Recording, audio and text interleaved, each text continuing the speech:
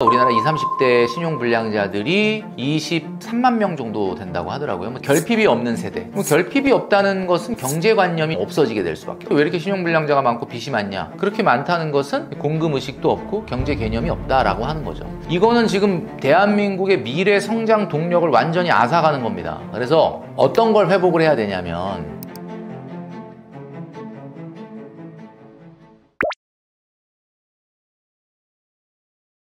제가 전 영상에서 한번 말씀드렸지만은 인생 수지라고 하는 것은 우리가 적자냐 흑자냐 이런 걸 따지잖아요. 2016년도 통계청 자료에 의하면 노동소득에서 내 소비를 뺐을 때 이게 적자냐 흑자냐를 얘기할 때 우리나라는 7세나 28세 정도에 이제 흑자로 들어가서 59세나 60세 정도에 이제 다시 적자로 돌아서는 그런 구조를 갖고 있고, 가장 흑자 금액이 커질 때가 41세라고 합니다. 41세. 근데 이제 어떻게 보면은 제가 그 3권의 문제집이다 인생 그런 말씀을 드린 적이 있었는데, 이 수지를, 그러니까 플러스 마이너스를 우리가 수지라고 하잖아요.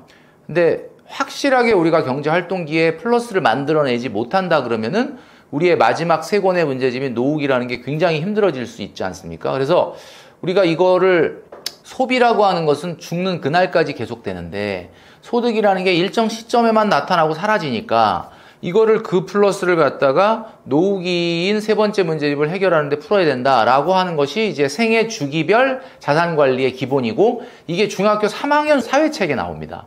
근데 이거를 가르쳐서 지금 나온 청년들이 이 개념을 몰라요. 하긴 뭐 그때 우리가 사회 시간에 이게 뭐 국영수 과목이 아니니까 뭐 반복적으로 가르치지는 않았겠지만, 그래서 일단 기본적으로 봤을 때 저는 이런 생각을 합니다. 자기의 라이프 사이클을 정확하게 이해하는 게 인생 수지, 경제 수지에서 대단히 중요한데, 지금 아시겠지만은 대한민국 경제가 어느 정도 어렵냐라고 놓고 본다면, IMF를 직접 경험해 본 분들은 IMF라는 게 막 실직이 되고, 기업들이 막 굉장히 큰 기업들이 다 도산을 하고 막 하루아침에 실업자가 되고 이런 사람들이 굉장히 많았단 말이에요. 그러니까 야, 이게 IMF보다 더 힘들다라고 얘기하는 거는 좀 과장이다, 이런 이야기를 하는데 절대 그렇지가 않습니다. 이게 왜 그러냐면, 그때는 97년 말부터 98년에 이르기까지 우리나라가 이제 IMF에 구제금융을 신청을 했고, 달러가 없어가지고 그 달러를 살려고 원화를 계속해서 올려주다 보니까 원달러 환율이 2,000원, 1,950원까지 가고,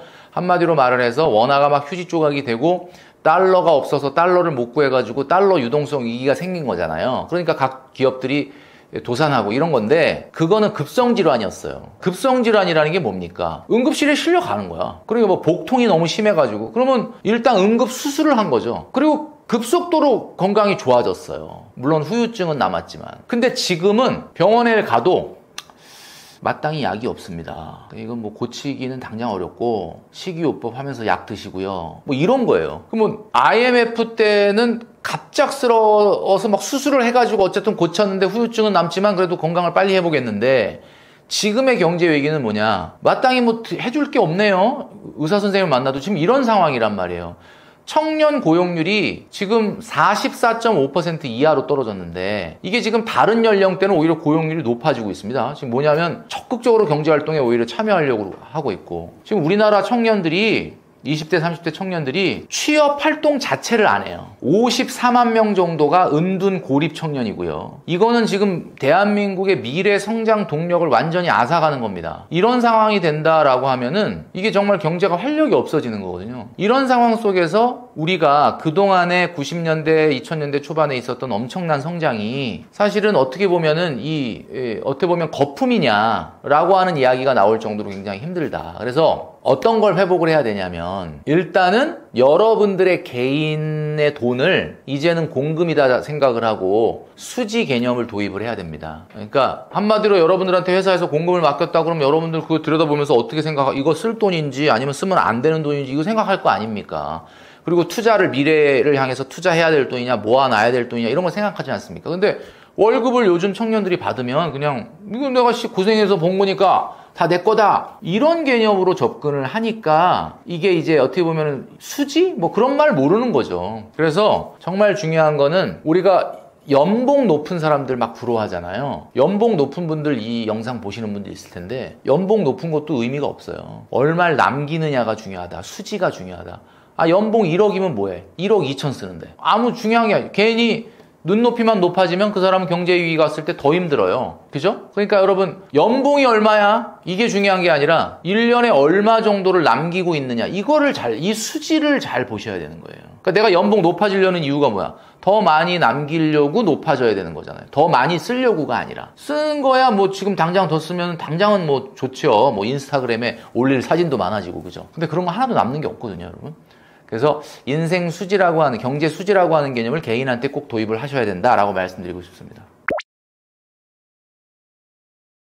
월급이 늘어나지 않는다라면은 뭐 누구나 월급이 막 늘어난다는 느낌을 갖는 분은 많지는 않을 것 같아요. 뭐 최근에 SK 하이닉스나 현대차를 다니고 있지 않다 그러면이야 뭐 월급이 막 늘어난다는 느낌이 있겠습니까? 그런데 진짜 안 늘어나는 거면 다시 본인한테 물어봐야 돼. 이건 재테크 영역이 아니라 본인이 과연 내가 아무리 내 잡에서 성장 발전이 중요하다, 내 커리어가 중요하다고 하는데 월급이 너무 안 늘어난다면 내가 과연 이 잡을 계속 해야 되는 건가? 라는 생각을 먼저 해야 될 것 같고, 생각보다 월급이 많이 안 늘어난다라고 하면은 소비 습관을 어떻게 바꾸느냐라고 본다면 저는 이렇게 생각을 해요. 소득에 맞춰서 소비를 하면은 아무 문제도 안 발생하거든요. 그러니까 그 소득에 맞춰서 소비한다는 게 뭐예요? 이렇게 얘기를 하는데 사회초년생 때 내가 버는 소득의 40에서 50% 정도는 쓸 수 있어야 돼. 그게 안 쓴다는 건 뭐야? 안 쓰는 게 중요한 게 아니라 모아야죠. 아, 근데 나 지금 30만, 40만 원 받는데 이 중에서 그러면 지금 멘토님 말씀하신 대로 얘기하면 최소 100만 원은 저축해야 된다는데 100만 원 나 저축하기가 힘든데 여러분 힘들지 않다라는 건 아니에요. 저도 이해는 해요. 근데 저는 90년대 후반에 이제 첫 직장을 잡았는데 재형저축 떼고 155만 원 받았거든요. 재형저축 떼고 155. 그때가 월급 한 200이었을 것 같아요. 근데 지금 화폐 가치로는 한 350, 400 정도 될 것 같은데 124만 원 저축했어. 그럼 얼마 남냐? 31만 원 남아요. 근데 그때는 여러분들하고 다르죠. 스마트폰 없고 인터넷 없고 택배 없고 배달 없고 그죠? 그런 시절이야. 놀토 없고. 그러니까 가능한 거 아니냐. 지금은 불가능하지 않냐. 저도 맞습니다. 그 말. 근데 그러니까 80% 저축하라는 게 아니라 40, 50% 저축 230, 40 받는데 100만 원, 120만 원 어떻게 저축하냐? 그럼 학생 때는 어떻게 하셨어요? 그러니까 이게 여러분 생각할 때 그러네? 내가 왜 지금 120, 130만 원만 쓰고 저축하라고 하는 거를 여러분들이 받아들이지 못하냐면 여러분이 학생이 아니라서 그래. 학생이었으면 한 달에 120만 원 생활비 쓰고 생활해라 그러면 하죠. 생활. 근데 내가 한 230, 40 버니까 야 내가 230, 40 버는데 이거만 쓰고 살 수 있어? 이렇게 되는 거야. 불가능한 건 아닌데 본인이 그걸 안 받아들이는 거죠. 그러면 100, 1, 20을 갖다가 저축하고 120, 30으로 생활을 해야 된다라고 하면은 슬기로운 소비생활 10가지라는 거 있지 않습니까? 제가 여러 방송에서도 얘기를 했는데 그걸 모르시는 분들 위해서 간단하게 소개를 해드릴게요. 아주 구체적으로 말씀드리겠습니다. 구내식당에서 식사하셔야 돼요. 구내식당. 밥 나가서 사 먹는 게 아니에요. 밥 나가서 사 먹는 거는 뭐야? 일주일에 한두 번 할 수 있겠죠. 한두 번. 괜찮죠. 근데 막 매 끼를 월요일부터 금요일까지 맨날 나가서 사 먹는다. 근데 좀 싼 거 먹고 싶은데 막 선배들이 사줄 것도 아닌데 막 어디 막 이상한 비싼데 끌고 가면 나도 그냥 한 2만 원 내야 되잖아. 같이 요즘 더치페이로 계산하잖아. 이런 식으로 쫓아다니다 그 선배들이 또 사줄 것도 아닌데 또 스타벅스 가잖아. 그럼 쫓아가면 또 나도 또 뭐 6,000원, 7,000원짜리 음료 먹을 수도 있고. 이런 식으로 가면은 안 되는 거예요, 여러분. 그 다음에 택시, 기본요금 택시는 타시면 안 돼. 지하철 한정거장 가는 거 기본요금이죠. 그거 안 된다. 그 다음에 커피 있죠. 여러분 커피 많이 드시죠, 커피. 자, 커피는 직장인이 하루에 한 잔은 테이크아웃 해야 됩니다. 이거는 문화죠. 기본적으로. 이거는 뭐 저라고 해도 또 해야 된다고 생각해요. 옐로우 브랜드에서 하루에 한 잔을 드셔라. 테이크아웃용 커피죠. 스타벅스나 커피빈이나 폴 바셋 같은 커피, 조금 고가의 커피, 뭐 고가도 아니죠. 뭐 사실 요즘은 뭐 그렇게 고가라고 얘기하기도 좀 민망할 정도로 커피값이 비싸졌는데 어쨌든 이렇게 옐로우 브랜드보단 비싸지 않습니까? 이런 것들은 공간 점유 비용을 내야 되는 거기 때문에 친구랑 만나서 수다를 떤다, 뭐 앉아서 일을 한다, 뭐 회의를 한다, 이럴 때는 뭐 마셔도 되죠. 그렇지만 테이크아웃은 안 됩니다. 테이크아웃은 눈만 돌리면 옐로우 브랜드 안 보입니까? 여러분이 있는 데서. 테이크아웃 해야 된다. 이 테이크아웃이라는 게 미국 사람들한테 물어보면 어떤 개념인지 아시죠? 테이크아웃은 그 매장에서 먹다가 나가려고 그러는데 남았어. 이거 좀 테이크아웃 싸주세요. 이거예요. 이게 테이크아웃이지 한국 사람들은 가갖고 그걸 이렇게는 안 합니다. 아시겠지만. 그 다음에 이벤트 비용도 여러분 3% 월급에 넘으면 안 된다. 이벤트 비용이 뭡니까? 뭐 기념일, 생일 이런 거 챙기는 거잖아요. 그 다음에 여러분 옷 사는 거 있죠. 옷. 여러분 얼마나 신상 옷 자주 삽니까? 요즘은 여름이라서 뭐 티셔츠 사는 거 뭐 이런 거야 뭐 이렇게 아주 엄청난 브랜드가 아니면은 뭐 그렇게 비싼 건 아니겠지만 가을이나 겨울에 옷 살 때는 여러분 계절마다 매번 사시면 안 되고요. 경년제로 사셔라. 이렇게 말씀드릴 수 있습니다. 그리고 또 중요한 건 여러분 문화 레저비 있죠. 문화 레저비. 문화 레저비 몇 %입니까? 지금 제가 이거 물어봤는데 몇 %지? 이걸 모르는 것 자체가 지금 공금으로 관리를 안 하고 있다는 거예요. 월급에. 문화 레저비라는 게 뭡니까? 뭐 옛날 기성세대들은 뭐 책 사보거나 영화 보는 거라고 그러는데 요즘은 영화 잘 안 보잖아요. 그러니까 요즘은 뭐야 뭐 공연을 본다, 뭐 책을 사서 본다, 취미 활동을 한다, 운동을 한다. 그 다음에 우리 여성분들은 뭐 네일 아트를 한다. 그 다음에 뭐 우리가 미용실 가야 되잖아요. 이 미용. 그 다음에 이제 젊은 분들도 요즘 가끔 얼굴에 레이저 좀 쐬줘야 되잖아. 이 미용 성형, 취미, 스포츠, 문화, 레저 이거 다 해서 소득의 10% 안으로 해결을 해야 돼요. 그럼 내가 230, 40이다 그러면 나는 20만 원 이상은 문화 레저비를 못 쓴다. PT, 요가, 필라테스 다 해가지고 언제 돈 모으겠습니까? 자전거 타시고요. 도서관에 가서 걸어가서 책 빌려서 와서 보시고 얼마나 건강하게 요즘 문화센터를 방문 안 해도 각종 지역의 도서관에서 문화행사 엄청나게 합니다. 막 그 독자들을 위해서 뭐 작가님들 불러다가 북콘서트를 하고 공연을 하기도 하고 책을 빌려주죠. 이거 여러분 10% 이내로 해야 된다. 그 다음에 여러분 아시겠지만 식생활비는 여러분 소득의 25%, 30% 이내로 해야 되는 거예요. 이러려면 어떻게 해야 돼? 외식 배달을 줄이고 장보기를 실천을 해야죠. 여러분 아시겠지만 주말에 음식을 만드세요. 그 주에 먹을 음식을. 근데 물론 모든 끼니를 다 만드는 음식을 먹을 수는 없지만 하루에 한 끼 정도는 여러분들이 주말에 만들어 놓은 거를 소분해가지고 그러면 주말은 뭐야? 주말은 내가 요리하려고 장 보러 갔다가 도서관 들렀다가 자전거 타고 오는 거야. 그럼 장 보러 가가지고 1인 가구라 하더라도 1인 가구 커스터마이즈가 되잖아요. 감자 하나만 주세요. 제가 1인 가구라서 뭐 오이 하나만 주세요. 안 될 거 마트에서는 안 되지만 시장에서는 돼요. 그렇게 해서 와서 주말에 1시간, 2시간 동안 내가 요리하는 과정을 즐기는 거야. 일이라고 생각하지 말고 여러분 그 편스토랑 같은 거 보면 요리하는 게 얼마나 재밌습니까? 요리가 나의 라이프의 일부가 되는 거죠. 그렇게 해서 하시면 돼요. 그리고 주거비용 15% 이내, 소득의 15% 이상의 월세나 전세금 대출 이자를 낸다? 그분은 1억 모으기는커녕 5천 모으기도 못한다. 시드머니 자체에 실패를 합니다. 그러니까 소득의 15% 이내의 지역으로 월세나 전세금 대출을 낼 수 있는 곳으로 이사를 가셔야 돼요. 출퇴근 시간이 너무 많이 걸린다고요? 그래야 돈을 벌죠. 여러분 돈이라는 거는 돈 벌고 싶어요? 돈 모으고 싶어요? 불편함을 감수해야지. 여러분 동기들이 여러분보다 돈을 왜 빨리 모았는지 아십니까? 그 동기는 여러분보다 불편함을 더 감수했기 때문에 그런 거예요. 나는 그냥 편하려고 그냥 회사 앞에다 얻었잖아. 그 편한 만큼 돈 나가고 불편한 만큼 돈 들어오는 겁니다. 돈 들어오는 거를 원하시기 때문에 오늘 떠먹여주는 유튜브를 들어오셨다면 자발적으로 불편함에 동참하시기 바랍니다. 그게 돈 버는 길이다. 그 다음에 말씀드리지만 여행 어때요? 여행은 여러분들의 연소득의 5% 이내로 계획하셔야 됩니다. 월급의 60%, 50%. 내가 월급이 250이다. 그럼 얼마야? 뭐 한 130, 40만 원에서 여행 가야 돼. 130, 40만 원이면 당연히 유럽 여행 못 가죠. 유럽 여행 언제 가야 돼? 이거 6년, 7년 이 여행 경비를 세이브하고 해서 가야죠. 그냥 냅다 카드 긁고 갔다 오면 여러분 그거 갚느라고 아니 지금 돈 자체도 적게 버는데 그거 빚 갚느라고 언제 돈을 모으겠습니까? 그죠? 그 다음에 마지막으로 제가 말씀드렸던 것처럼 지난 영상에서 집중적으로 말씀드렸잖아요. 차 사면 안 됩니다. 여러분 10만 원이면 K패스 기후동행카드로 어디든지 다 어렵게 갈 수 있는 대중교통이 있고 광역시 수도권 서울이면 가능한데 내가 뭐 읍면 지역에 있는 것도 아닌데 차를 왜 삽니까 도대체? 차를 왜 사냐? 400만 원 이하의 소득이다. 사면 안 돼요. 400만 원 이상도 안 살 수 있는 용기가 있다. 여러분 빨리 돈을 모을 수 있습니다. 이 10가지 제가 지금 빠르게 말씀드렸잖아요. 이 10가지를 왜 지켜야 되냐? 나 이거 왜 지켜야 돼? 그러면 안 지켜도 돼요. 근데 제가 문제는 뭐냐? 남들보다 빨리, 뭐 남들보다 빨리 그러니까 또 이것도 뭐 뭔가 경쟁과 비교가 되는데 분명히 말씀드리지만 5명 중에 1명만 자수성가형 부자가 됩니다. 이 세상은 8대2의 법칙이에요. 떠먹여주는 유튜브를 보신 수많은 분들 중에 20%만이 이걸 실천을 합니다. 그럼 여러분들이 실천을 할 거냐 안 할 거냐 여러분 자유예요. 그런데 중요한 거는 항상 성공은 소수의 것이라는 거. 우리 떠먹여주는 유튜브를 구독하시는 많은 분들은 성공을 지향하는 분이라고 믿습니다. 성공을 지향하려고 한다면 비범한 미래를 꿈꾼다면 비범한 행동을 오늘 하면 되는 거예요. 간단합니다. 그냥 비범하고 싶지 않은데 평범하고 싶은데 그럼 그냥 비범한 행동을 안 하면 되는 거죠. 그러면 자연히 평범해집니다, 미래는. 자, 요 부분을 꼭 기억하시면 좋겠습니다.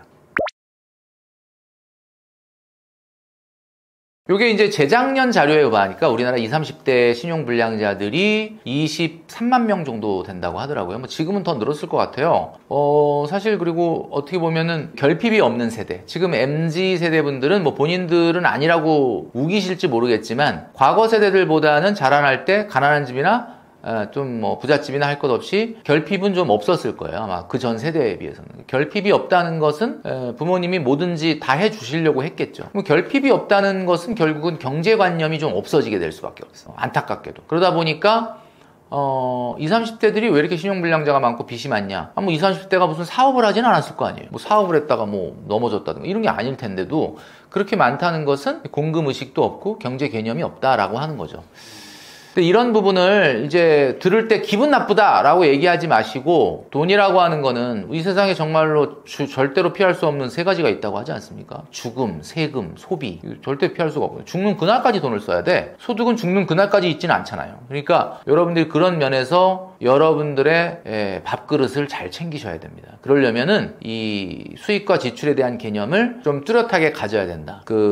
독립이 돼야 돼요. 독립. 많은 분들이 그래요. 신용점수 높이는 법 좀 알려주세요, 멘토님. 그래요. 여러분 다 알고 있지 않습니까? 신용점수라는 거는 제가 제 유튜브에서 한번 제 신용점수 공개했죠. 1000점 만점에 1000점입니다. 저도 1000점 되는데 꽤 오래 걸렸는데 하여튼 1000점이 됐어요, 이제. 그럼 무슨 얘기는 뭐냐면 엄청나게 오랜 기간 오랜 커다란 빚을 꾸준히 갚았기 때문에 된 거죠. 자랑이 아니에요. 신용점수 1000점이라는 게 뭐예요? 와, 빚이 엄청 많았나 보다. 대출이 엄청 많았나 보다. 오랜 기간 갚았기 때문에 1000점이 된 겁니다. 그럼 여러분 신용점수 1000점 될 필요 있습니까? 필요 없거든요. 신용점수는 악화되는 거는 안 좋지만 높일 이유는 없어요. 왜 신용점수를 높이려고 합니까? 뭐 마이너스 통장, 신용대출 받을 때 뭐 이자 조금이라도 덜 내려고? 여러분, 청년 시절에 마이너스 통장은 받으면 안 됩니다. 마이너스 통장이라는 게 왜 필요하죠? 내가 사업을 해야 되는데 내 돈에다가 은행 돈을 빌려와서 사업을 한다. 뭐 그런 거는 인정합니다. 내가 집을 살려고 그러는데 내 돈 갖고 좀 안 돼서 주담대를 빌려. 인정합니다. 여기까지는 대출이라고 봐요. 그런데 전세자금 대출, 이거 대출 아닙니다. 왜냐하면 전세자금 대출이라는 게 90년대 제가 신혼 때는 없었어요. 그때는 뭐야? 목돈을 모아야 결혼할 수 있었고 목돈 없으면 전세를 못 구했다. 안 그러면 월세를 내야 돼. 월세를 내면 느낌이 어떠냐면 잠이 안 와요. 배가 아파갖고 빨리 돈을 모아서 전세로 갈아타야 되겠다. 이 생각을 하는데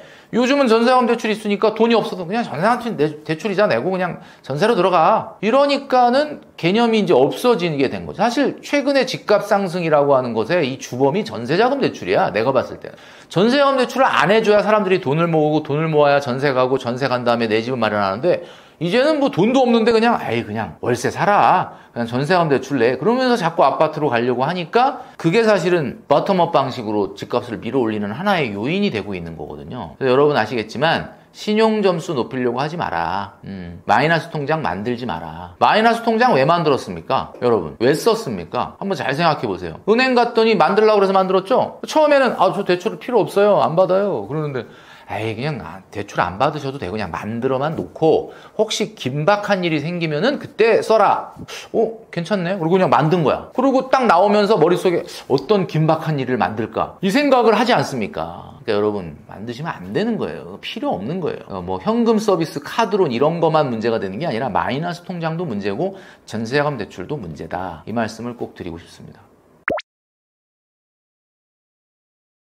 사실 이거는 뭐 제가 객관적으로 딱 얘기하기는 어려운데 최근에 이렇게 경기가 어려워지게 되면 당연히 빚을 못 갚는 사람이 늘어날 것이고 빚을 못 갚는 사람이 늘어난다면 어떤 식으로든 금융기관에 데미지가 있겠죠. 다만 이제 신용이 굉장히 좋은 사람들 위주로만 빌려주는 1금융권은 뭐 나름대로는 안전하다고 볼 수가 있겠지만 이 금융권 같은 경우는 고금리에 어떻게 보면 신용이 좋지 않은 사람들한테도 돈을 빌려줬지 않았겠습니까? 그리고 뭐 여러분도 아시겠지만 부동산 PF 문제라든지 이런 것들은 아직 수면 위로 올라온 건 없지만 계속해서 이렇게 경제가 어렵고 그렇다라고 하면은 어떻게 보면 그것이 언젠가 문제가 될 수가 있습니다. 그래서 여러분 아시겠지만 금융소비자 포털이라고 하는 사이트가 있죠. 파인이라고 네이버에 치셔도 나오는데 거기 보면은 금융기관의 경영 분석이라고 하는 게 나옵니다. 거기 들어가 보면 뭐 예를 들면 BIS 비율이 어떻다든지 그 다음에 예를 들면은 그 여신이 성격이 어떤 성격이냐에 따라서 뭐 악성 채무가 몇 %가 되는지 이런 것들을 나오는 지표들을 볼 수 있는 사이트가 있어요. 그래서 뭐 사실 현재까지는 우리나라가 뭐 표면 위로 막 어떤 금융기관이 막 휘청휘청 된다 뭐 문제가 있다까지는 아니지만 그래도 내가 돈을 맡기고 있는 은행이나 혹시 제2금융권을 거래하고 있다고 하면은 금융 소비자 포털 사이트 파인에 들어가서 이 금융기관의 경영 성과가 뭐 ROA라고 하죠. ROA가 얼마인지, BIS 비율은 얼마인지 거기에 그 보는 법들이 다 나와 있습니다. 얼마 이상이 되면 위험하고 뭐 이런 숫자 그걸 좀 찬찬히 보시면서 한 번 정도 체크업을 해보실 필요는 있다라고 생각을 하고요. 뭐 아직까지는 그게 뭐 이렇게 수면 위로 올라올 정도는 아니지만 한번 점검해 보시기를 권해드리고 싶습니다. 여기선 조금 쓴소리를 들을 수밖에 없을 것 같은데요. 제가 아시는 대표님과 이런 얘기를 많이 나눕니다. 이제 왜 생각보다 많은 사람들이 돈이 없. 근데 한국이 객관적으로 막 외국에 비해서 뭐 순자산이 아주 적고 막 이 정도는 아니에요. 그렇지는 않지만 제가 요즘에 느끼는 부분은 어떤 거냐면은 한국 사람들이 지금 현재 누리고 있는 그 생활 수준, 그 소비 수준이 전반적으로 굉장히 높은 편이다라고 생각을 해요. 근데 이게 이제 사람들이 모두가 그렇게 생각을 하고 있기 때문에 이 정도는 누리고 살아야 되를 기본으로 생각하고 있다 보니까 상대적으로 느끼지 못하시는 분들이 많아요. 그러니까 예를 들면 제가 이제 유럽에 있는 친구들이나 뭐 미국에 있는 친구들하고 사실 얘기를 할 때가 많은데 이제 그쪽 얘기를 하고 일본에 있는 친구들하고 얘기를 할 때 다들 놀라는 게 그거예요. 주거의 질이나 그러니까 한국 사람들이 지금 살고 있는 집의 주거의 질이나 뭐 물론 몇몇 분들의 경우에는 뭐 아파트나 이런 구조를 굉장히 비판하시죠. 이렇게 되게 답답한 구조다. 당연히 공감은 하는데 전반적으로 사는 주거의 질을 보면은 핵심 도시 같은 경우 뭐 파리나 런던 뭐 뉴욕 이런 데서 살아본 친구들은 거기서 엄청난 살인적인 주거비를 경험을 해보고 그 주거의 질이 아주 좋지 않다는 걸 알고 있기 때문에 한국 사람들을 보면서 되게 좀 생활 수준이 높다 이렇게 생각을 하는 친구들이 많아요. 실제로 한국 친구들이 한국에 있다가 외국에 나가서도 많이 느끼고 들어오고 그래서 저는 개인적으로는 한국 사람들이 돈을 많이 없는 돈을 모으지 못하시는 경우는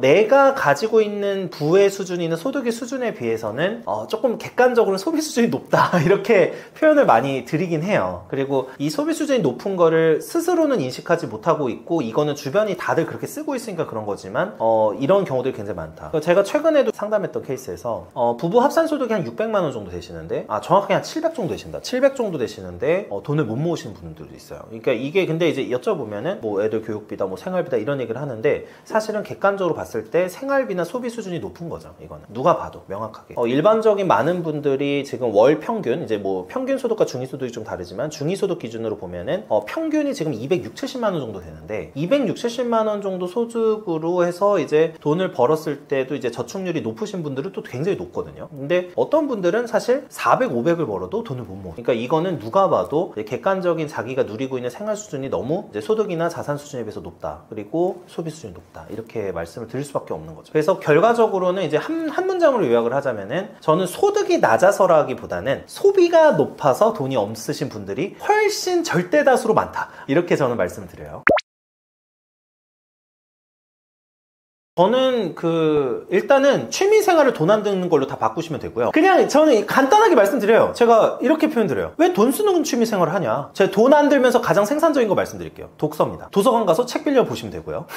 자, 두 번째, 요즘 인터넷 안 들어오신 분도 없죠? 유튜브 보시면 되고요. 약간 유료 결제 좀 필요하다. 뭐 예를 들면 이제 OTT 같은 이제 이런 것들은 조금 줄이시고요. 그 다음에 이제 또 하나 말씀드릴 거는 전반적으로 봤을 때 내가 소비를 하기 쉬운 환경에서 벗어나야 돼요. 그러니까 가령 이런 거예요. 내가 신용카드를 들고 있다. 그래서 항상 신용카드로 결제를 하고 있다. 그러면 신용카드를 없애셔야 되는 거예요. 그러고 체크카드에 뭐 예를 들면 하나의 계좌에서 뭐 체크카드 계좌에 뭐 5만 원 정도, 뭐 10만 원 정도라든지 이런 식으로 이제 정해진 금액만 넣고 이제 사용하시는 습관을 들이시면은 보통 이제 좋고, 그 다음에 이제 취미생활과 관련해서는 아까 제가 독서를 말씀드렸는데 소비를 할 때 이걸 고민해 보시면 좋습니다. 이 소비가 내 미래에 도움이 되는 소비인가? 그래서 이 미래에 도움이 되는 소비는 보통은 제가 이제 자기개발적 소비라고 표현하는데, 내가 이 책을 봐서 책을 10,000원짜리를 구매를 했습니다. 그러면은 10,000원짜리 책을 통해서 내가 얻는 게 뭘고 이걸로 소위 말해서 시간을 어느 정도 소비할 수 있는가 이거거든요. 근데 제가 왜 독서를 많이 말씀드리냐면 책 한 권이 요즘 2만 원 정도 해요. 근데 하는데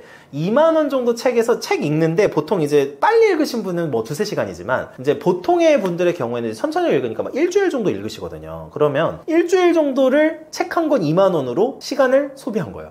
취미생활로. 거기다가 도움까지 돼, 인생에서. 그러니까 이제 이런 식의 이제 생각을 하시면서 소비를 하시게 되면은 훨씬 더 이제 많은 이제 소비를 절약을 하실 수가 있고, 제가 예전에 했던 취미생활은 뭐였냐면, 그래서 등산도 뭐 등산복을 비싸게 입어야만 등산할 수 있는 건 아니에요. 그러니까 이제 가볍게 입고 이제 조금 어느 정도 안전만 하면은 등산도 할 수 있고요. 러닝도 할 수 있고. 러닝도 요즘에 러닝화가 너무 비싸다고 얘기를 하더라고요. 그냥 일반 운동화 신고 뛰었고요. 그리고 이제 아까 말씀드린 독서, 그리고 집에서 이제 여러 가지 고민하는 거. 그러니까 이런 식으로 이제 소비를 하시면은 좋고요. 그리고 하나 더. 집에서 밥을 해 드시는 게 좋아요. 네, 그래서 이 집에서 밥을 해 드시는 게 좋은데, 저 같은 경우에 이제 결혼하고 나서 본격적으로 좀 요리를 더 많이 하는 스타일이 있는데, 이제 결혼하고 나서 뭐 몇몇 어플이 있어요. 뭐 특정 어플 얘기해도 되나? 만개 레시피 같은 이런 어플이 있는데 거기 가서 레시피 사서 재료 사서 하면요 정말 생각보다 비용이 적게 듭니다. 근데 이거를 이제 계속해서 배달 음식을 시키거나 사서 먹거나 이렇게 되면 절대로 돈을 못 모아요, 사실. 네, 그래서 이 이제 맛있게 요리하는 법을 이제 고민을 하시면 되는데, 한국 음식의 경우에는 3가지만 생각하시면 돼요. 이제 마늘, 양파, 파. 예, 요 3가지만 잘 활용하시면은 보통은 맛있는 음식이 된다. 이렇게 생각을 하시면은 훨씬 더 이제 그 생활비용, 식비도 많이 줄이실 수 있고, 그 다음에 이제 평소에 여가 생활을 하면서 이제 사용하시는 비용이나 이런 거 줄일 수 있고요. 그리고 모임을 근데 갖고 싶으시다. 만약에 인간관계는 해야 되지 않아요? 이렇게 생각하시는 분들이 있어요, 분명히. 그러면 이제 돈 너무 안 쓰면 인간은 또 못 만나는 거 아니냐. 사람들 만날 때 가장 돈이 적게 드는 모임이요, 독서 모임이에요, 그것도. 그래서 이제 독서 같은 경우에는 이제 제가 보통 저희 모임은 그냥 커피 한잔 해요. 커피 한 잔 정도면은 2~3시간 모임을 할 수가 있고요. 그리고 뭐 보통 뭐 공부하는 모임 있죠. 이제 공부하는 모임 같은 경우도 되게 좋으니까 이런 부분을 많이 활용을 해보시면은 훨씬 시간도 생산적인데 많이 사용을 하시면서 비용도 많이 줄이실 수 있는 이제 이런 상황이다. 근데 여기서 피하셔야 될 거는 이제 술이죠. 그래서 술 같은 거를 많이 드시고 이제 이런 모임이 많아지면 돈을 많이 쓸 수밖에 없어요. 그래서 남자분들의 경우에는 술 모임만 줄여도 정말 돈이 많이 모입니다. 그래서 이제 이런 부분들만 조심을 해주시면은 보통은 돈이 모이지 않을까 이렇게 생각을 해보고 있습니다. 일단 조금 먼저 말씀드릴 거는 저는 아직 미친듯이 못 벌어봤습니다. 일단 말씀드리고요. 근데 이제 제 주변에 굉장히 성공적으로 많이 돈을 버시고 이런 분들도 많고, 그래서 저도 이제 나름 그 부분을 좀 배우려고 노력을 하니까 그 부분 좀 말씀을 드리면은, 일단은 어떤 원리라는 거는 되게 정말 간단한 것 같아요. 제가 아는 분이 딱 이 얘기를 하시는 거예요. 돈 버는 거 어렵지 않아? 막 이러시는 거예요. 그래서 왜 돈 버는 게 안 어렵냐고. 한마디로 그거래요. 돈을 많이 벌고 돈을 적게 쓰면 돼. 이게 모든 원리의 끝이라는 거예요. 그래서 여기서부터 출발을 하면은 모든 거를 이제 방법론으로 바꾸면 된다, 이렇게 표현을 하시더라고요. 이거는 이제 사업 종류에 따라 굉장히 다르시고, 뭐 어떤 분은 직장인이시니까 또 다르겠지만, 그러니까 정말 간단한 거예요.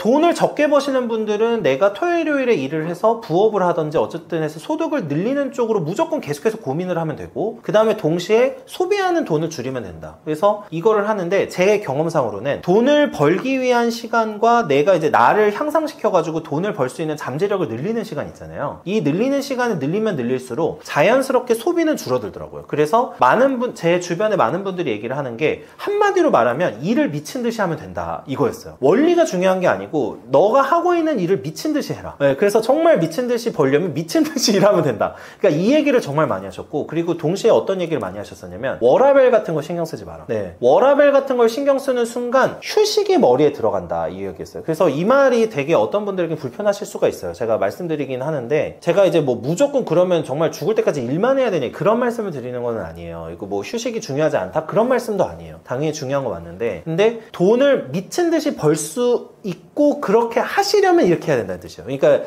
예를 들면 대부분의 자수성가하신 분들, 그러니까 물려받으신 분들이 아니고서는, 제가 자수성가한 분들 중에서는 일을 미친 듯이 안 하고 돈을 버신 분을 저는 사실 본 적이 없어요. 그 일이 미친 듯이 한다는 거는 2가지 측면이 있거든요. 첫 번째는 양을 늘리고, 두 번째는 질을 늘리는 건데, 양은 일단은 내가 거의 사실 일을 많이 하고 시간을 늘리는 쪽으로 가는데, 동시에 신경 써야 될 게 뭐냐면 질인데, 노력의 질을 저는 어떤 관점으로 보냐면, 많은 분들이 이런 얘기를 하세요. 시간만 늘린다고 돈을 많이 버는 건 아니다. 뭐 어느 정도 맞는 말씀이긴 해요. 근데 적어도 최저시급 수준으로 오릅니다. 일단 그건 맞지만, 근데 그러면 이제 그 최저시급 수준으로 늘어나는 거를 또 기하급 수적으로 늘리려면 보통 어떤 얘기를 많이 하시냐면은, 노력의 질에 있어서 내가 그동안 하지 않았던 일들을 해야 돼요. 예, 그러니까 내가 그동안 하지 않았던 방법, 방법, 하지 않았던 업무, 하지 않았던 분야를 시도를 해야 이제 조금씩 기회가 열리는 거죠. 근데 많은 분들은 노력을 한다라고 하면서 사실은 실질적인 노력을 하는 게 아니라 내가 정해져 왔던 루틴적인 것만 계속해요. 그러니까 이제 이러다 보니까 돈을 벌 수 있는 방법이 늘어나지 않는 거죠. 그러니까 이제 이렇게 되다 보니까 그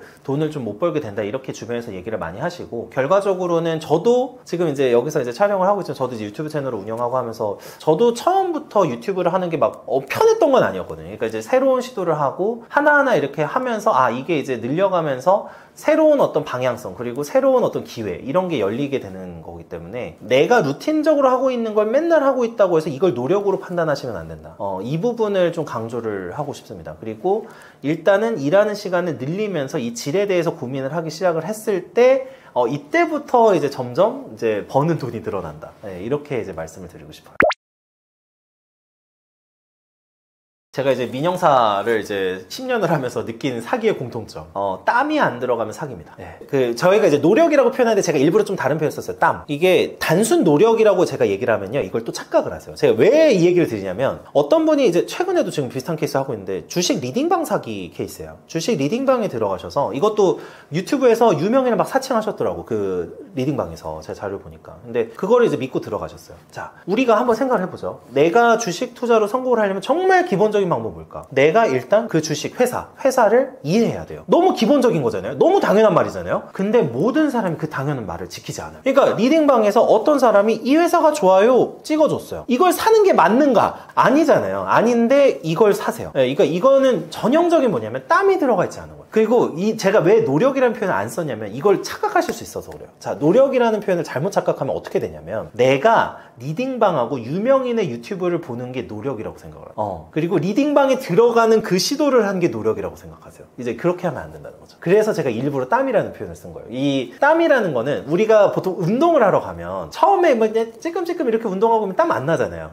이제 땀이 정말 흠뻑 젖을 정도로 운동을 하려면 일단 뛰고 굉장히 좀 고강도의 운동을 해야 되잖아요. 이렇게 생각을 하시면 돼요. 그러니까 평소에 내가 어느 정도 익숙해져 있는 수준의 어떤 노력이 아니라 땀을 내려면은 그 이상의 노력을 해줘야지 땀이 나거든요. 그래서 사기는 이 땀이 들어가지 않으면 거의 사기라고 보시면 됩니다. 네, 그래서 제일 대표적인 게 아까 이제 리딩방 사기 말씀드렸고, 두 번째는 다단계 사기예요. 이 다단계 사기의 경우는 요거는 좀 착각을 하실 수가 있어요. 왜 그러냐? 다단계 사기의 경우는 자기 노력이 좀 들어가요. 자기 노력이 들어가요. 자, 그래서 요거는 또 이제 어떻게 구분을 하느냐? 이제 땀이 들어가는데 사기인 것도 있다. 자, 첫 번째는 내가 가지고 있는 객관적인 역량과 벌 수 있는 돈을 비교해 보셔야 돼요. 자, 이게 객관적인 역량은 뭐냐면, 내가 객관적인 역량을 판단하려면 이 분야에서 내가 상위 몇 % 정도 되는지를 한번 고민해 보시면 돼요. 내가 예를 들면 저희가 공부를 한번 예를 들게, 제일 쉬운 예가 공부거든요. 고등학교 때 공부를 하는데 내가 상위 10% 정도에 들었었던가? 그러면 내가 그래도 공부 분야에서는 상위 10%에 들었구나, 이렇게 되는 거죠. 근데 내가 돈을 버는 거에서는 아직 상위 10%나 이런 거에 들어가 본 적이 없다면, 그러면 어떤 생각을 해야 되냐면, 나한테 어떤 다단계는 보통 사업 제안을 하면서 기회가 오거든요. 그래서 사업 제안을 들어요. 근데 이 사업 제안이 난 사업을 해본 적도 없는 사람이야. 내가 사업계에서 상위 10%도 아니야. 근데 제안이 들어오네? 이상하다는 생각을 하셔야죠. 그러니까 내가 객관적으로 지금 현재 위치가 어느 정도일까를 이 분야에서 생각을 해보면 거기서 들어오는 제안이 사기인지 아닌지를 구별을 할 수가 있어요. 근데 일반적인 어떤 업무를 하시면서 돈을 버시는 분들의 가장 기본적인 패턴은, 내가 그 관련 분야에서 일을 하고 싶다라고 하면 그 분야로 최소 경력자로 3년 또는 해당 회사에 입사를 해서 거기서 인정을 한번 받아보거나 어느 정도 능력치를 쌓은 다음에서야 사업이든 아니든 다른 분야를 할 수가 있는 거고, 거기서나 이제 내 능력을 객관적으로 평가를 해볼 수 있는 거죠. 내가 이 분야에 들어와서 일을 해봐야. 근데 보통 다단계는 뭐냐면요, 어떤 판매와 관련된 거거든요. 근데 판매를 내가 잘했는지를 이미 알 수가 없어요. 내가 팔아본 적이 없거든요. 근데 이 제안이 들어와요. 굉장히 좋은 제안, 막 인센티브를 많이 주고 수수료를 많이 준대. 그러면 살짝 이상하네. 이 기회가 왜 나한테까지 왔지? 라는 생각을 한번 해보시면은 이 사기를 구분할 수가 있다. 그러면 이제 이렇게 생각해 보시죠. 좋은 기회는 그럼 뭘까? 좋은 기회와 사기를 어떻게 구분을 하는가? 좋은 기회는 이런 거죠. 내가 기본적으로 해왔던 역량과 해왔던 어떤 작업이 있는데 이거를 인정받으면서 연락이 오기 시작하면 좋은 기회예요. 가령 제가 이제 제 제 예를 한번 들어보면은 제가 이제 책을 쓰게 됐고 지금 유튜브를 운영하게 됐잖아요. 유튜브 영상이 어느 정도 떴었기 때문에 기회가 온 거죠. 그러니까 이렇게 생각을 하셔야 되는데 이러면 좋은 기회일 수가 있는 거죠. 근데 이것도 구분 잘 하셔야 되지만 어쨌든 좋은 기회일 수 있는데 내가 해놓은 게 없고 레퍼런스가 없는 상황에서 오는 거는 절대 좋은 기회일 수가 없는 거죠. 그래서 제가 항상 말씀드리는 거는 그 업계 경력이나 이런 거는 뭐냐면 당신의 레퍼런스인 거예요. 그러니까 누군가가 당신의 레퍼런스를 보고 연락이 온다면은 그건 좋은 기회일 수가 있어요. 근데 그런 레퍼런스도 없는 상황에서 그냥 연락이 오고 거기다가 땀도 들어가지 않아. 그러면 이제 100% 사기다. 이렇게 생각을 하시면은 좋은 기회와 사기를 잘 구분하실 수 있다고 생각을 합니다.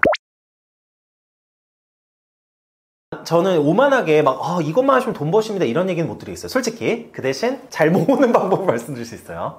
왜냐면 이게 저도 이제 많은 영상을 지금 유튜브에 올리고 하면서 느낀 게 뭐냐면 이게 사람이라는 게 너무나 가진 재능이 좀 다르긴 해요. 그래서 어떤 분이 굉장히 잘 버는 방법이 모든 사람한테 잘 버는 방법은 아니더라고요. 근데 이 부분에 대해서 근데 하나 공통적인 말씀을 드리고 싶은 건 있어요. 돈을 더 잘 벌기 위한 방법. 어떤 거냐면은 아까 이제 시간과 노력을 이제 투입을 양을 늘리라고 말씀드렸는데 하나 잘 벌기 위한 방법은 뭐냐면은 인간관계 스킬하고 평생학습이에요. 그래서 내가 기존에 해보지 못했던 분야에 대해서 제가 하나 말씀드리고 싶은 거는 기존의 일을 굉장히 열심히 하시고 제대로 투입을 하시면서 집중하시면서 매년이나 보통 뭐 분기마다 내가 그동안 하지 않았던 그 방법론과 새로운 그 분야에 대해서 학습하는 훈련을 해보시면 좋아요. 뭐 예를 들면 제가 아는 친구 얘기를 좀 한번 해보자면요. 그 친구는 주식을 하는 친구거든요. 근데 주식을 공부해서 주식을 계속해서 이제 잘 투자를 하는 친구였는데 어느 날 갑자기 블록체인 모임에 들어갔대요. 공부를 하려고. 그래서 왜 들어갔냐고 물어보니까 내가 이제 주식을 하려다가 보니까 기술적인 부분을 내가 이해를 잘 못하는 것 같다. 그래서 이걸 통해서 만약에 이게 잘 맞는다는 사업도 한번 해보고 싶고 아니면은 적어도 내 본업에 도움이 될 수 있는 방법으로 공부를 해보고 싶다 이렇게 얘기를 했어요. 그러니까 근데 실제로 그 친구가 그 블록체인에 이런 거를 공부하고서 가상화폐 투자를 해서 굉장히 많은 돈을 벌었거든요. 그래서 이런 그 추가적인 공부를 계속해서 하면은 내 의식의 범위가 확장이 되면서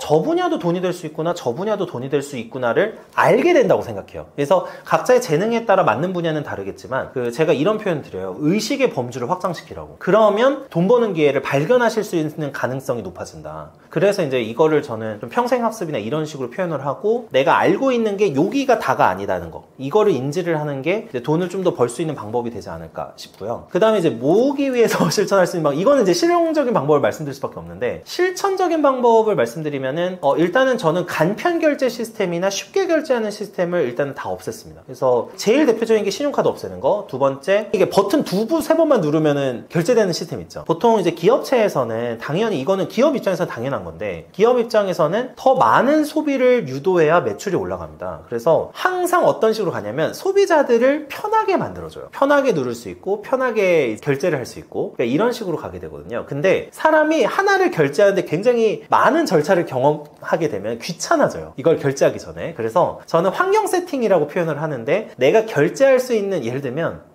이거 특정 앱을 얘기하게 되는데 뭐뭐 땡땡페이 같은 거 있죠. 그러니까 이런 거를 이제 저는 다 삭제를 해요. 그래서 항상 이제 좀 결제할 때 불편하게끔 만들어 놓는 게 그 시스템 중에 하나고요. 그래서 이제 이런 식으로 이제 구성을 하시면 되고 그 다음에 두 번째는 한 통장을 한 두세 개 정도로 만들어서 용도별로 좀 나눠 놓으시는 이런 거죠.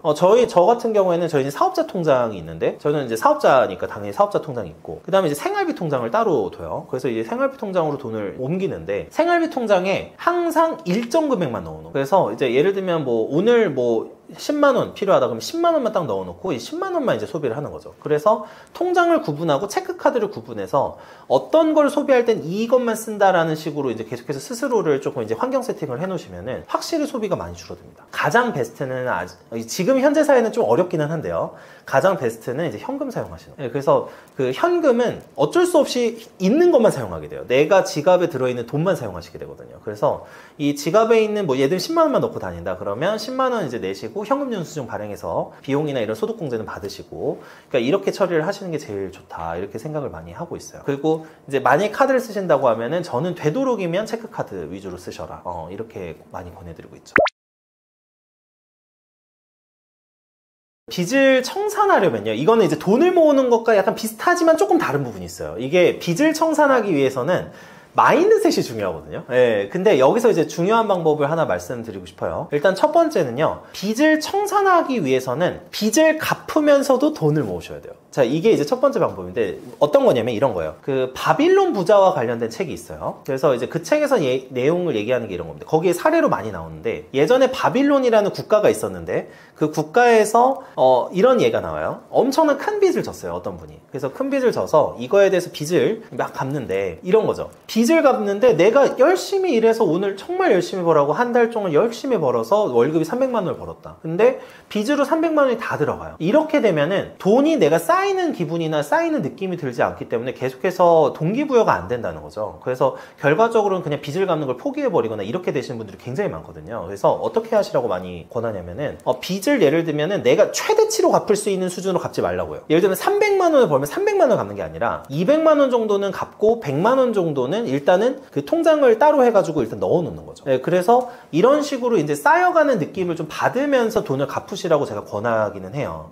이런 게 훨씬 이제 빚을 청산하는 데 있어서는 굉장히 유용한 방법이고요. 그 다음에 이제 두 번째는, 당연히 이제 빚을 청산하려고 하면 소득을 높이고 이제 지출을 줄여야겠죠. 그래서 내가 이제 빚에 대해서 어떻게 생각하는지가 굉장히 중요해요. 이제 소득을 올리려고 할 때 빚을 내가 갚을 수 없는 대상으로 생각을 해버리면은 더 이상 노력도 안 하거든요. 그러니까 어떻게 생각을 하면 되냐면, 빚을 갚기 위해서는 내가 일을 하는 데 있어서 일에 대해서 행복감을 느끼는 게 되게 중요해요. 그래서 이 빚을 갚기 위한 어떤 일이다 이렇게 하면 이제 고통이 돼버리거든요. 그러니까 일 자체를 그냥 자연스럽게 계속해서 하는 식으로 주변 환경, 인간 환경을 구성하고요. 그리고 빚을 청산하기 위해서 가장 해야 되는 거는, 그러니까 열심히 사는 사람들을 주변에 깔아야 돼요. 그래서 제가 어떤 방식을 하시기를 원하냐면은, 지금 내가 소집할 수 있는 사람 중에서 가장 열심히 사는 사람들을 모아요. 그리고 그 사람들과 주로 커피 타임 가지면서 교류하고 계속해서 일을 하러 나가시는 거예요.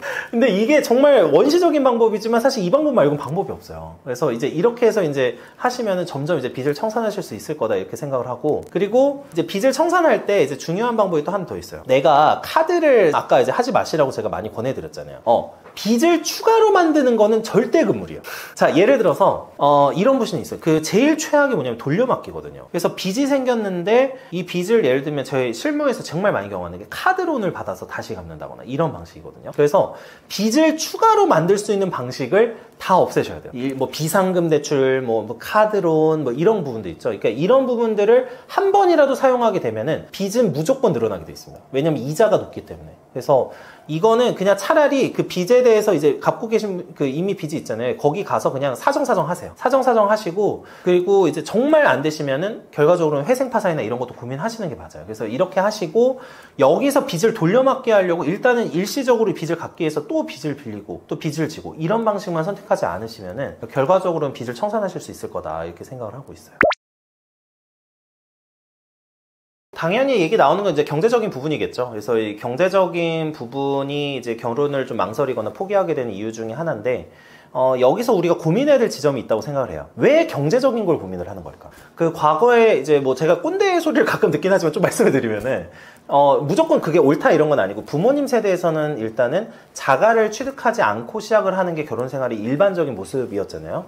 근데 전반적으로 부가 늘어나고 또 많은 지금 현재 20대, 30대의 경우에는 어느 정도는 갖춰져 있는 어떤 자산과 부의 상태에서 자라나셨기 때문에 이 경제적인 부분이 좀 더 크게 다가오시는 것 같아요. 근데 여기서 우리가 핵심으로 바라봐야 될 거는, 내가 사랑하는 사람하고 내가 이제 향후 이제 결혼 생활을 할 사람이 돈에 대해서나 경제적으로 어떤 생각을 하고 있는지가 사실은 본질인 거죠. 그냥 돈이 중요한 게 아니라 내가 살려고 하는 사람이 돈에 대해서 어떻게 생각하는지가 중요한 거죠. 그래서 예를 들면, 저의 예를 좀 들면은, 제 아내랑 이제 얘기를 할 때 저희는 어떤 얘기를 했냐. 처음부터 집 사는 거는 어려우니까, 처음에는 월세나 전세에 들어가야지. 그러니까 이런 걸 이제 기본으로 생각하고 있는 파트너라면, 결혼을 시작하는 게 그렇게 전 무리는 아니라고 생각해요. 그리고 또 반대로 결혼을 해야지 돈을 빨리 모읍니다. 결혼을 하고 둘이 합심해서, 맞벌이라고 가정할게요. 맞벌이라고 하면은 합심해서 돈을 모으고, 그리고 그걸 통해서 뭐 여러 가지 자산을 취득할 수 있겠죠. 이 자산을 취득을 하면 시드가 모이는 속도가 2배이기 때문에 자산 축적 속도는 2배 이상이에요. 왜냐면은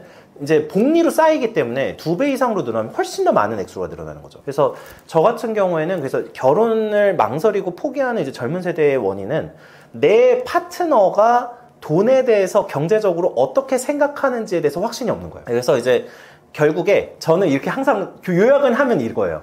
좋은 사람을 만나고 제대로 이제 하나하나 쌓아가려고 하는 사람을 만나라. 그리고 그런 사람을 만나면 만날수록 훨씬 더 많은 행복감과 이제 풍요로운 결혼 생활을 누릴 수 있다. 이렇게 이제 말씀드리는 거죠. 근데 이런 사람을 찾는 데 집중하라. 그러니까 이게 이제 지금 제일 근본적인 이유라고 생각을 해요.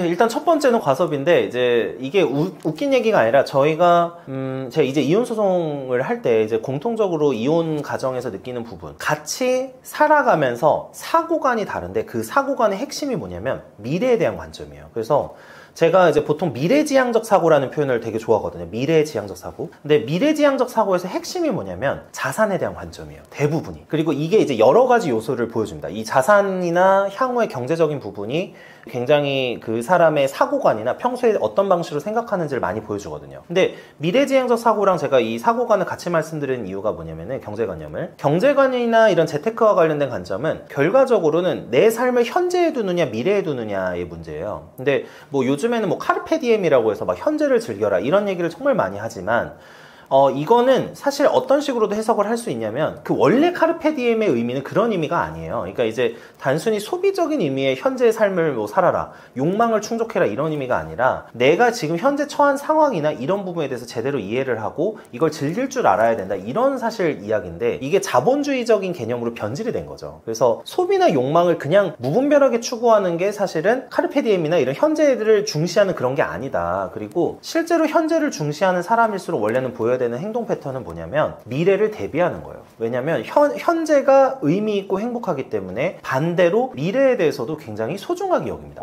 그러니까 이 미래에 대해서 고민을 할 수밖에 없는 거죠. 내가 지금 현재 너무 행복한데 이 행복한 삶과 의미 있는 삶을 어떻게 하면 잘 유지할 수 있을까를 고민하는 게 굉장히 건전하고 의미 있는 사고방식이에요. 그래서 이 미래지향적 사고와 이 경제관념은 굉장히 이제 유의미하게 연관관계가 있다 이렇게 저는 보고요. 그래서 이제 결혼을 고민할 때 봐야 되는 유소는 일단 첫 번째는 그 사람이 평소에 어떤 식으로 자산을 모아왔고 어떤 식으로 살아가고 있는지 그리고 미래에 대한 경제의 개념이 어떤지 이런 거를 반드시 체크를 하셔야 이게 이제 가장 기본적인 부분이 되고요. 그 다음에 이제 두 번째는 이런 거죠. 그 사람과 내가 삶에 대한 뿌리 가치관이 비슷한가를 저는 보시라고 해요. 뿌리 가치관이 있는데 이게 이제 경제관념하고 연관될 수도 있고 안 될 수도 있는데요. 뭐 예를 들면 이런 겁니다. 어떤 사람이 자기는 직업적 성공을 굉장히 추구하시는 커리어적인 성공을 추구하시는 분이에요. 그리고 어떤 분은 가족과의 시간이나 가족과의 관계를 추구하신 분이 있어요. 그러면은 이 두 가지는 사실은 굉장히 뿌리 가치관으로 제가 보통 표현을 해요. 그 자아나 직업적 성공과 내가 관계에 초점을 두느냐 이 두 가지가 물론 이제 양립하고 같이 갈 수도 있지만 이게 만약에 차이가 벌어지게 되면은 굉장히 많은 다툼을 하게 되거든요. 그래서 이 뿌리 가치관이 비슷한지 그러면 이제 뿌리 가치관에는 여러 가지 요소가 있는데 종교적인 부분 같은 것도 굉장히 중요합니다. 이게 그 종교가 일치하느냐를 저는 되게 중요하다고 보는 게 뿌리 가치관이 원래 종교에서 연유하는 경우가 많아요. 우리가 이제 그 종교가 있으신 분들은 당연히 그 삶의 어떤 유형이나 가치관이나 시각이 당연히 영향을 많이 받으시거든요. 이거는 좋은 의미로 당연히 그래요. 그래서 이런 부분도 체크를 한번 해보시면 좋다. 그래서 결과적으로는 뿌리 가치관이 굉장히 중요하다 이렇게 제가 말씀을 드리고 이 두 가지는 반드시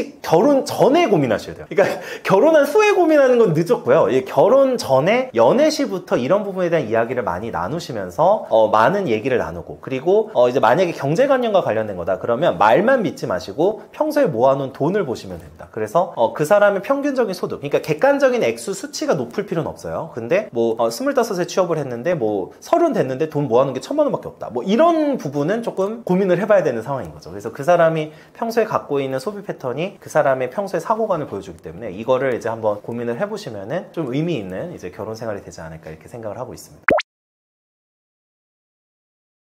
일단은 이제 장점을 고르시려면 이제 아까 말씀드린 뭐 경제관념이나 여러 가지 뿌리 가치관 이렇게 보시면 되는데요. 이 결혼 고민할 때 또 하나 보셔야 될 요소가 있긴 해요. 이게 제가 생각했을 때는 요거는 이제 조금 솔직한 얘기를 드릴게요. 이게 결혼은 다른 건 일반적인 인간관계라서 아까 제가 말한 두 가지 정도면 충분한데 이 성적 매력이 조금 중요해요. 사실 그래서 반드시 봐야 될 요소 중에 성적 매력이 좀 들어가긴 합니다. 이 결혼에서는 내가 부부 생활을 할 때 저 사람하고 내가 그냥 한마디로 제가 쉽게 표현하면 저 사람을 키스할 수 있냐 이게 중요해요. 저 사람이 성적으로 끌리느냐가 굉장히 중요하고 이게 어느 정도 오래 유지를 할 수 있는 사람이어야지 좀 행복한 결혼 생활이 된다고 생각을 해요. 근데 여기서 중요하게 생각을 해야 될 부분은 외모를 꾸민다가 반드시 돈을 많이 써야 된다는 아닙니다. 그러니까 예를 들면 건강한 어떤 생활을 하고 건강하게 외모를 꾸미려고 노력을 하고 그리고 똑같이 이제 미나 이런 여러 가지 외모를 추구한다고 하더라도 적게 돈을 쓰면서 하는 방식도 분명히 있거든요. 그러니까 이거를 동시에 보면은 그 사람의 현명함까지 알 수가 있어요. 예를 들면 어떤 분은 분명히 비슷한 옷인데 하나는 물론 뭐 브랜드 옷도 중요하죠. 브랜드 옷을 입는 것도 굉장히 중요하지만 굉장히 스타일링을 잘해가지고 좀 여러 가지 외모를 잘 표현하시는 분도 있잖아요. 그러니까 이게 반드시 돈을 많이 쓴다고 해서 스타일링을 잘하는 건 아니다. 이것처럼 외모나 이런 것도 반드시 어떤 많은 투자를 해야지만 또 좋은 성과를 보이는 건 아니니까 이런 부분도 그 사람이 돈을 어떻게 쓰고 어떤 식으로 현명하게 살아가는지도 보여주는 요소거든요. 그래서 이런 외모를 꾸미고 내가 건강을 이제 유지하는 이런 거를 종합적으로 한번 보시면은 이게 굉장히 실제로 중요하다. 그리고 결혼 생활에서는 기본적으로 건강이 되게 중요해요. 왜냐하면 뭐 남자분도 그렇고 여자분도 그렇고 여성분은 이제 출산도 하시고 일도 하셔야 되고 남자분도 일을 오래 하셔야 되는데 이 건강을 어떻게 관리하는지가 그 사람의 평소 생활 습관을 보여주고 그 사람의 평소 가치관을 보여줍니다. 그러니까 이런 건강과 외모, 저는 이거는 같은 걸로 보거든요. 그래서 건강과 외모가 이제 같이 이제 가는 걸로 봤을 때는 굉장히 좀 눈여겨보셔야 될 중요한 요소다. 그래서 평소에 뭐 자기 관리나 어떤 운동 습관이나 또 외모를 어떤 식으로 관리하고 있고 이런 거를 이제 한 번씩 지켜보시면은 훨씬 더 좀 유용할 수 있다. 이렇게 말씀을 드리고 싶어요. 가장이 좀 무시당하는 경우들이 꽤 있어요. 그래서 뭐 저희 농담삼아 뭐 그런 얘기 하죠. 가족 내 서열 중에 뭐 제일 아래가 강아지 다음이 이제 남편이다. 근데 저는 그런 얘기를 물론 우스갯소리로 하시는 분들이 많이 있겠지만 이제 저 같은 경우는 그런 얘기를 별로 우스갯소리를 받아들이지 않아요. 이게 뭐냐면 그 자녀 교육과도 연관되기 때문이에요. 그 기본적으로 아이가 아버지를 볼 때 아버지에 대해서 어떻게 보느냐가 가족 내에서 굉장히 전 중요하다고 생각합니다. 그리고 그거는 아내가 남편을 어떻게 보는지에 따라서 그거를 무의식적으로 학습을 하거든요. 근데 이 남편이 무시당하는 경우에 대부분은 일단 첫 번째는 기본적으로 잘못된 가치관과 잘못된 사고 습관에 있어요. 사실 이 잘못된 가치관과 사고 습관은 이게 문화적인 영향이 조금 있는데 예를 들면은 무조건 뭐 남편이나 이런 사람들은 이제 가족을 위해서 희생을 해야 된다거나 무조건 양보를 해야 된다거나 이런 식의 관념이 있게 되면은 그 사람이 뭐 열심히 돈을 벌어오고 직업적으로 성과를 내서 연봉을 많이 받고 그리고 이걸 가족 내에 투입을 하고 이런 거에 대해서 너무 당연하게 여기게 되거든요. 그래서 어떤 것이든 이거는 아내분이 육아를 하고 아내분이 출산을 하는 것도 당연한 게 아니듯이 남편분도 열심히 일을 하고 이걸 소득을 벌어와서 가족을 위해서 이제 사용을 하고 생활비를 쓴다. 이게 절대 당연한 게 아니다. 그래서 이거는 이제 그 양측에 다 잘못이 있는 거예요. 남편분도 그런 대접을 받을 때 그리고 이런 뭐 그냥 돈 벌어오는 게 당연한 것처럼 이렇게 받아들이시는 거 있잖아요. 이렇게 하시면 안 되는 거죠. 기본적으로 내가 가족에 기여하고 있고 그리고 아내가 그런 대화를 할 수 있고 좀 서로 존중할 수 있는 대화를 할 수 있는 사람을 처음부터 고르셔야 됩니다. 그러니까 가장 현명한 부부의 생활은 어떤 거냐면은 아이 앞에서 서로를 존중하는 모습을 보여줘요. 근데 예를 들면 남편도 아내 오늘 고생했어. 오늘 뭐 아이 보느라 뭐 아니면 오늘 일하느라 고생 많았지. 이렇게 얘기를 하는 거. 아내도 남편한테 이건 너무 당연한 거지만 오늘 일하느라 고생 많았지. 이 대화가 나와줘야 당연히 아이도 그걸 보면서 훨씬 더 행복한 가정생활이 됩니다. 근데 남편이 한 명이 무시를 당하는 생활이 이미 시작이 됐다라고 하면은 어차피 행복할 수가 없어요. 그리고 이거는 남편의 대응, 그러니까 남편분의 대응이나 사고에 따라서도 많이 달라지는 부분이 있기 때문에 이건 남편 탓도 있는 거고요. 또 반대로 이런 사고를 갖고 있는 아내분의 탓도 있는 거죠. 그러니까 이거는 굉장히 종합적으로 봐야 되지만 어쨌든 남편이 무시당하고 가장이 무시당하는 거는 절대로 좋은 부분이 단 한 가지도 없습니다. 솔직히 단 한 가지도 없고 행복한 결혼 생활은 당연히 물 건너가는 거고요. 자녀 교육에도 안 좋고 이렇게 되면은 그 자녀 관계도 편가르기를 하게 돼요. 저희가 이제 실제 이혼 소송을 하다 보면은 친권유효권 소송을 하거든요. 여기서 나오는 대화가 이런 거예요. 예를 들면 아내분이 남편에 대해서 이야기를 할 때 자녀 앞에서 아니면 뭐 주변 지인 앞에서 이렇게 얘기를 하는 거죠.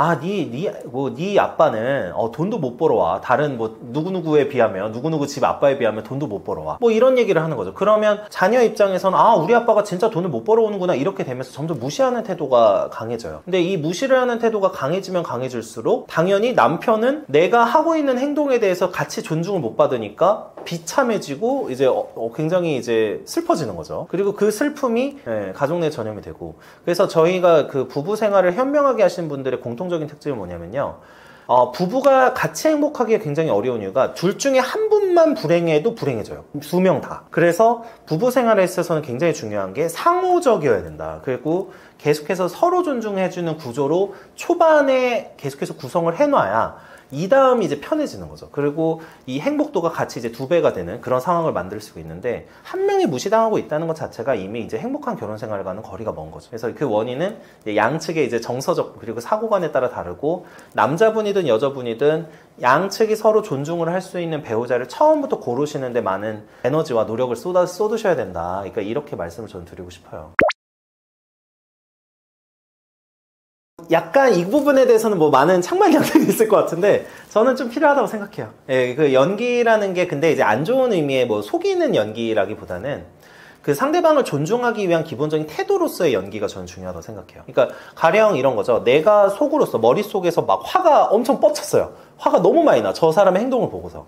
근데 여기서 그냥 화를 그냥 그대로 분출하는 게 사실은 가정생활에서는 좋을 게 하나도 없는 거죠. 그러면은 어느 정도의 이거를 뭐 연기라고 표현할 수도 있고 가식이라고 표현할 수도 있는데, 어느 정도의 연기력은 필요하다. 내가 실제로 화났어도 화가 나지 않은 연기 정도는 해줘야 된다. 이게 저는 솔직히 이렇게 많이 보고 있고요.